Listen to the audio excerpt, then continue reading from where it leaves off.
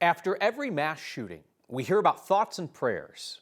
Evergreen is now past that and ready for action. Today, survivors of the school shooting and community members gathered alongside lawmakers who have an idea. It's likely to be controversial. Our Mark Salinger has that.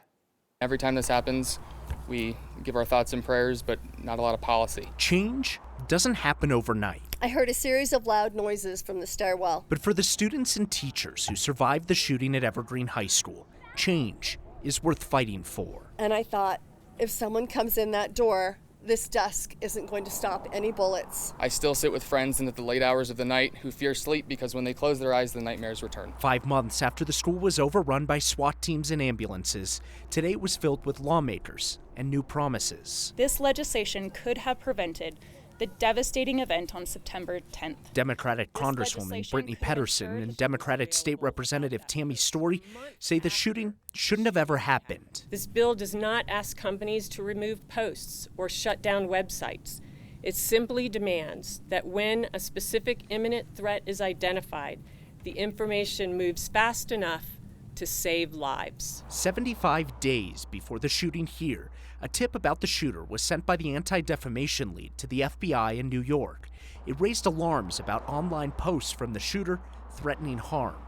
The FBI filed 3 search warrants obtaining the IP address, URL, and eventually home address of the shooter. The information reached Jeffco Sheriff Reggie Marinelli 2 days after Desmond Hawley already shot 2 classmates and took his own life. Because of the time it took to get those search warrants back, the shooting had already occurred. Lawmakers say they now want faster responses from social media companies to warrants regarding potential threats. Lawmakers say a proposed Colorado law that is yet to be introduced would require information within 24 hours. They say the federal legislation would include a deadline of 72 hours. Based on what we learned from Evergreen, we believe faster access to digital evidence could help stop future attacks. Investigators in New York knew about the student in Evergreen months before he became the shooter. No one here knew anything about the harm he was planning to cause. I found myself wondering what could we have done different.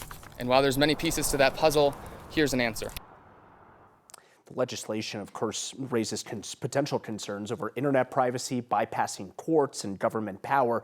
The sheriff says it's about preventing tragedy. Pedersen today said that social media companies know this stuff is happening and aren't taking action because they fear liability, Kyle. You understand just how frustrating it is for these families that feel like at least they should get answers, and they feel like those might be totally out of reach. Yeah, we were also wondering, are there any more answers to come in the investigation that was put out last week? That didn't really answer a lot of those questions. I asked the sheriff today, hey, did the parents know anything? If the FBI got a tip in New York, did the parents here in Colorado know anything about their son? She says they don't believe at this time that they knew anything, and they aren't facing charges. Mark Salinger, thank you.